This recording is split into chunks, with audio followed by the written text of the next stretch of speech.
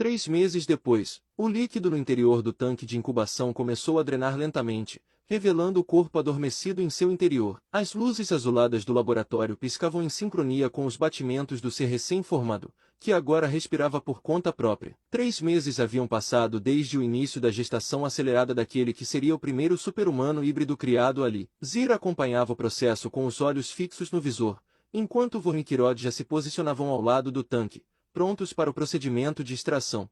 Vamos abrir, anunciou Zira, impessoal. Com um clique sibilante, a cúpula frontal do tanque se abriu, liberando uma nuvem de vapor frio. O corpo do híbrido jovem, musculoso, com estrutura óssea reforçada, tombou levemente para frente, mas foi rapidamente amparado por braços firmes. Vorn prendeu os pulsos da criatura, enquanto Kirod ajustava as amarras da maca metálica. Ele vai acordar confuso, murmurou Vorn, ativando os restritores de movimento. Normal. Em alguns dias já estará apto para tarefas simples, disse Zira, com eficiência muito superior à de qualquer humano comum. Kirod se aproximou, analisando o rosto ainda adormecido da criação. Seus olhos estavam fechados, mas pequenas contrações nos músculos faciais indicavam atividade neural intensa. Ele sorriu levemente. Já tenho um setor em mente para ele, comentou. Uma zona de coleta e varredura na câmara subterrânea sul. Zira olhou de relance, intrigada. E como ele vai saber o que fazer? Kirod girou um dos painéis e mostrou um módulo prateado, fino como uma lâmina, coberto de pequenos conectores. Vamos implantar uma memória funcional falsa, mas convincente, nele.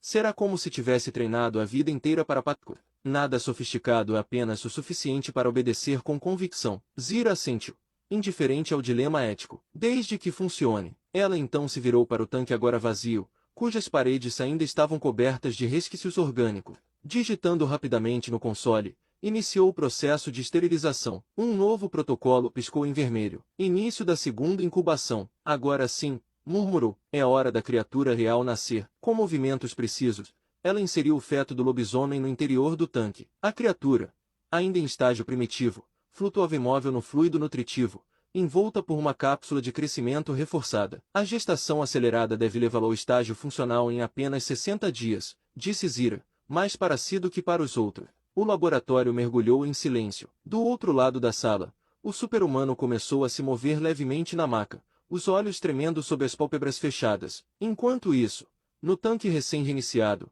a fera que protegeria a ilha começava a crescer, e nenhum deles sabia ao certo que tipo de consciência surgiria com ela.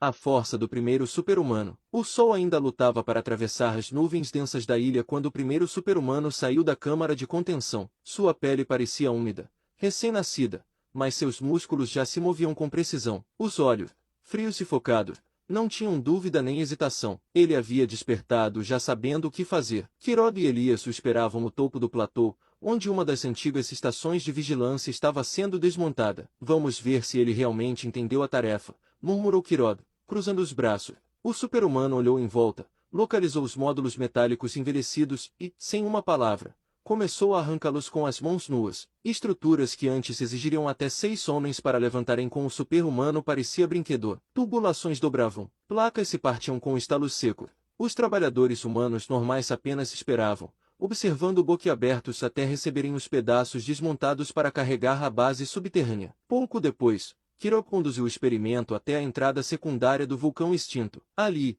uma passagem planejada levava às novas câmaras da base, mas ainda havia dezenas de metros de rocha maciça bloqueando o caminho. Abra a passagem, ordenou Elias, sem levantar a voz. O super-humano não hesitou. Com os punhos, começou a trincar a pedra a marretadas. Com os braços, removia blocos inteiros, carregando-os como se fossem caixas ocas. Um estrondo ecoava a cada golpe, mas ele não recuava, nem demonstrava cansaço. Horas depois, um túnel estava aberto, largo o suficiente para transporte de equipamento. Na última tarefa do dia, o experimento foi enviado ao nível inferior. Lá, grandes estruturas metálicas estavam prontas para transporte. Ele apenas as ergueu, sozinho, sem cordas, sem ajuda. Kirod observava em silêncio, o queixo tenso e o olhar semicerrado. Elias anotava dados em seu visor holográfico, mas era evidente o espanto. Com mais 39 como ele, disse Kirod por fim, nós não vamos precisar de uma década.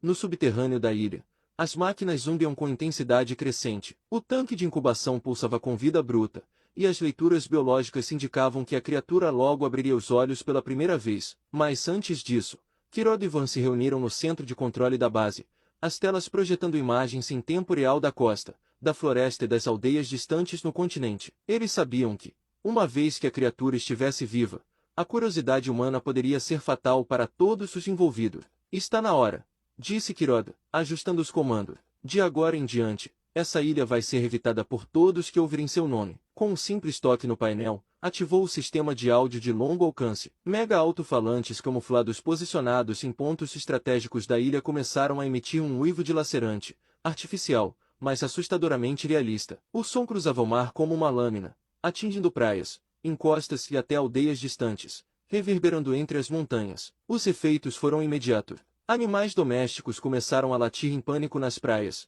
encarando o horizonte com orelhas em pé, como se algo invisível os chamasse da floresta distante. Pássaros levantavam voo em massa. Em poucas horas, moradores começavam a sussurrar sobre sons da floresta e chamados do mar. Não basta som, disse Vorn, ativando o segundo sistema. Vamos dar a eles imagens. Dispositivos com sensores térmicos, camuflados entre as árvores, entraram em funcionamento. Eles liberavam nuvens densas de névoa sintética, programadas para reagir ao calor de qualquer organismo próximo. Quando um pescador se aproximava da costa, via apenas uma névoa ondulante e, por vezes, rostos disformes e grotescos, como almas em agonia, surgindo e desaparecendo entre as brumas. Eles vão achar que viram fantasmas, comentou Kuroda, satisfeito. Mas havia mais: barcos à deriva, cuidadosamente colocados nas rotas mais próximas à ilha, flutuavam sem direção com marcas de garras arranhadas no casco, velas rasgadas e sinais de ataque violento, tudo forjado pela equipe. Os primeiros a encontrá-los não sabiam o que pensar. Eram sinais de naufrágio ou de algo mais? No falatório local, começaram a circular boatos. Ilha maldita ao sul do arquipélago, uivos do vento, o mar que grita à noite. Kuroda observava os dados com orgulho. Medo é mais eficaz que força bruta. E custa menos, disse Vorn, ao lado dele. Apenas observava o mapa tático com expressão calculista. O medo abre caminho, mas quando a fera acordar e ela selar o mito. Na incubadora, o feto lobisomem crescia em silêncio, seus batimentos cada vez mais fortes. Nenhum deles ousava admitir em voz alta, mas o som que estava prestes a ecoar pela floresta não seria mais uma gravação. Seria real.